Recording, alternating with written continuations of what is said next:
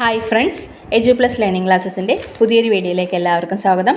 ഈ ഒരു ക്ലാസ്സിൽ നമ്മൾ ഡിസ്കസ് ചെയ്യാൻ പോകുന്നത് പത്രത്തിൽ വന്നിട്ടുള്ള കറണ്ട് അഫയേഴ്സുമായി ബന്ധപ്പെട്ടുകൊണ്ടുള്ള ചോദ്യങ്ങളാണ്. 2024-25 വർഷങ്ങളിൽ PSC എക്സാം എഴുതാൻ പോകുന്ന എല്ലാവർക്കും യൂസ്ഫുൾ ആവുന്ന തരത്തിലുള്ള ക്ലാസ്സാണിത്. അപ്പോൾ നമുക്ക് നോക്കാം. ആദ്യത്തെ ചോദ്യം ഇതാണ്: Indian coast guard aquatic centre ഉദ്ഘാടനം ചെയ്തത് എവിടെയാണ്? Indian coast guard aquatic centre ഉദ്ഘാടനം ചെയ്തത് തമിഴ്നാട്ടിലെ രാമേശ്വരത്താണ് Indian coast guard aquatic centre ഉദ്ഘാടനം ചെയ്തത്.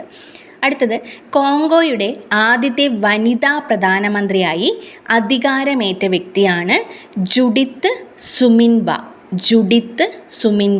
കോങ്കോയുടെ ആദ്യത്തെ വനിതാ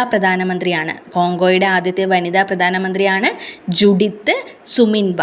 2024 ഫോബ്സ് ആഗോള അതിസമ്പന്നരുടെ പട്ടികയിൽ ഒന്നാം സ്ഥാനത്തുള്ളത് ആരാണ്? 2024 ഫോബ്സ് ആഗോള അതിസമ്പന്നരുടെ പട്ടികയിൽ ഒന്നാം സ്ഥാനത്തുള്ളത് ബെർണാഡ്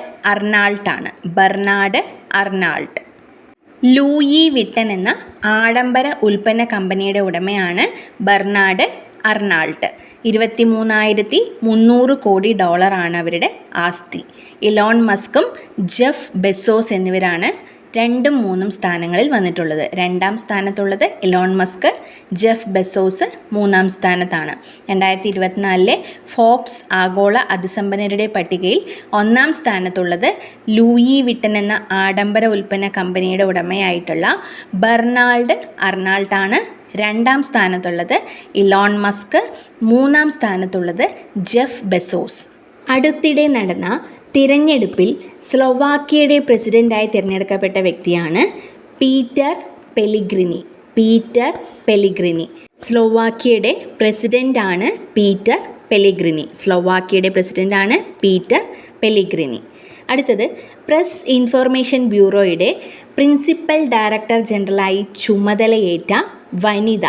പ്രസ് ഇൻഫർമേഷൻ ബ്യൂറോയുടെ പ്രിൻസിപ്പൽ ഡയറക്ടർ ജനറലായി ചുമതലയേറ്റ വനിതയാണ് Shefali B Sharan. Press information ബ്യൂറോയുടെ പ്രിൻസിപ്പൽ ഡയറക്ടർ ജനറലായി ചുമതലയേറ്റ വനിത. അടുത്തത്: ഏത് അന്താരാഷ്ട്ര സംഘടനയാണ് ഈയിടെ 75ാം വാർഷികം ആഘോഷിച്ചത്? 2024 75ാം വാർഷികം ആഘോഷിച്ച അന്താരാഷ്ട്ര സംഘടനയാണ് NATO, North Atlantic Treaty Organisation. നാറ്റോയുടെ 75ാം വാർഷികമാണ് ആഘോഷിച്ചത്. അടുത്തത്: ഏതെല്ലാം രാജ്യങ്ങളുടെ സംയുക്ത കോസ്റ്റ് ഗാർഡ് അഭ്യാസമായിരുന്നു ദോസ്തി 16 എന്ന പേരിൽ ഏതെല്ലാം രാജ്യങ്ങളാണ് സംയുക്ത കോസ്റ്റ് ഗാർഡ് അഭ്യാസം നടത്തിയതെന്ന് ചോദിച്ചു കഴിഞ്ഞാൽ മാലദ്വീപ്, ഇന്ത്യ, ശ്രീലങ്ക. ദോസ്തി 16, മാലദ്വീപ്, ഇന്ത്യ, ശ്രീലങ്ക ഈ രാജ്യങ്ങൾ സംയുക്തമായി നടത്തിയിട്ടുള്ള കോസ്റ്റ് ഗാർഡ് അഭ്യാസമാണ്. അടുത്തത്: 2024 ഏപ്രിലിൽ ശക്തമായ ഭൂചലനമുണ്ടായ ദക്ഷിണേഷ്യൻ രാജ്യം തായ്വാനാണ്.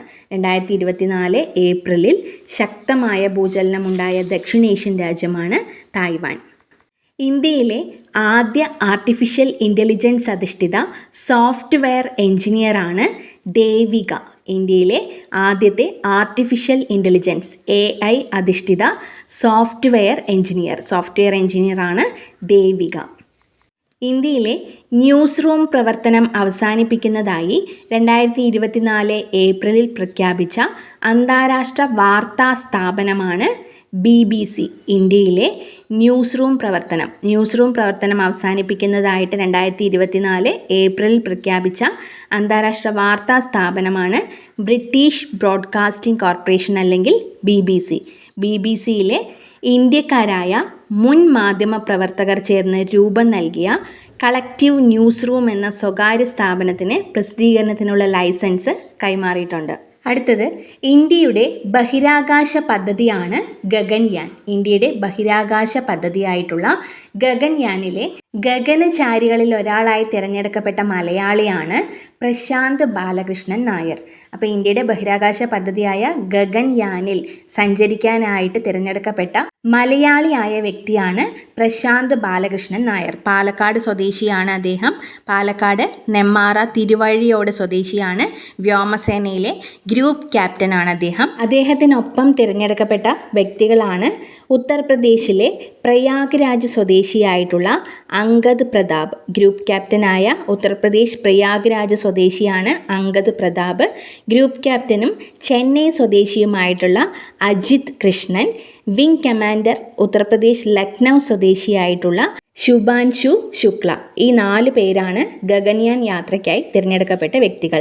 പേരുകൾ ഒന്നുകൂടെ ഓർത്തുവയ്ക്കാം. മലയാളിയായിട്ടുള്ള പ്രശാന്ത് ബാലകൃഷ്ണൻ നായർ, അതുപോലെ ഉത്തർപ്രദേശ് സ്വദേശിയായിട്ടുള്ള അംഗദ് പ്രതാപ്, ചെന്നൈയിൽ നിന്നുള്ള അജിത് കൃഷ്ണൻ, ഉത്തർപ്രദേശിലെ ലക്നൗ സ്വദേശിയായിട്ടുള്ള ശുഭാൻശു ശുക്ല.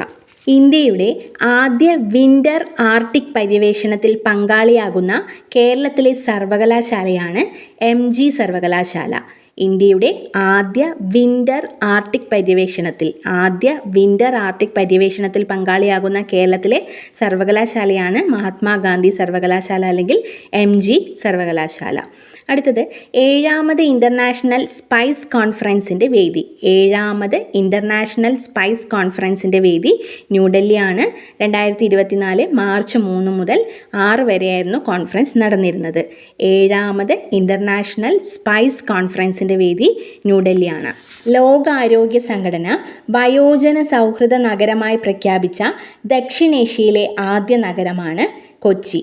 ലോകാരോഗ്യ സംഘടന WHO വയോജന സൗഹൃദ നഗരമായി പ്രഖ്യാപിച്ച ദക്ഷിണേഷ്യയിലെ ആദ്യ നഗരം കൊച്ചിയാണ്. അടുത്തത് അഴിമതി വിരുദ്ധ അന്വേഷണ സംവിധാനമാണ് ലോക്പാൽ. നമുക്കറിയാം, അഴിമതി വിരുദ്ധ അന്വേഷണ സംവിധാനമാണ് ലോക്പാൽ. ലോക്പാലിൻ്റെ അധ്യക്ഷനായി നിയമിതനായ സുപ്രീം കോടതി ജഡ്ജി. ലോക്പാലിൻ്റെ നിലവിലെ അധ്യക്ഷൻ ആരെ എന്ന് ചോദിച്ചാലും ജസ്റ്റിസ് AM ഖാൻവിൽക്കർ ആണ്. ഇന്ത്യയിലെ ആദ്യത്തെ ലോക്പാലായി നിയമിതനായ വ്യക്തിയായിരുന്നു പിനാക്കി ചന്ദ്രഘോഷ്. ഇന്ത്യയിൽ ലോക്പാലിൻ്റെ ആദ്യത്തെ അധ്യക്ഷനായി വന്ന വ്യക്തിയാണ് പിനാക്കി ചന്ദ്രഘോഷ്. അദ്ദേഹം 2022 മെയ്യിൽ വിരമിച്ചിരുന്നു. ആ ഒഴിവിലേക്കാണ് പുതിയ നിയമനം നടന്നിട്ടുള്ളത്. അപ്പം നിലവിലെ ലോക്പാലിൻ്റെ അധ്യക്ഷനാണ് ജസ്റ്റിസ് AM ഖാൻവിൽക്കർ.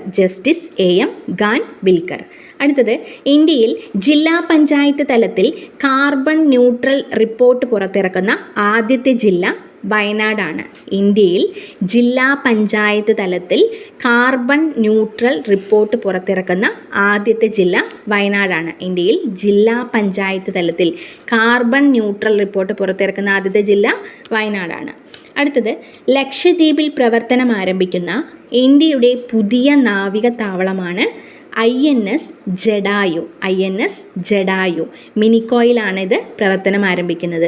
ലക്ഷദ്വീപിൽ പ്രവർത്തനം ആരംഭിക്കുന്ന ഇന്ത്യയുടെ പുതിയ നാവിക താവളമാണ് INS ജഡായു. അപ്പോൾ ഇത്രയും ചോദ്യങ്ങളാണ് ഈ ഒരു ക്ലാസ്സിൽ ഉൾപ്പെടുത്തിയിട്ടുള്ളത്. ഈ ഒരു ക്ലാസ് നിങ്ങൾക്ക് യൂസ്ഫുൾ ആയെന്ന് കരുതുന്നു. ക്ലാസ്സിനെ കുറിച്ചുള്ള അഭിപ്രായങ്ങൾ കമൻറ്റുകളായി അറിയിക്കുക. വീഡിയോ ഇഷ്ടമായാൽ ലൈക്ക് ചെയ്യാനും ഷെയർ ചെയ്യാനും മറക്കരുത്. നമുക്ക് മറ്റൊരു ക്ലാസ്സുമായി കാണാം. താങ്ക്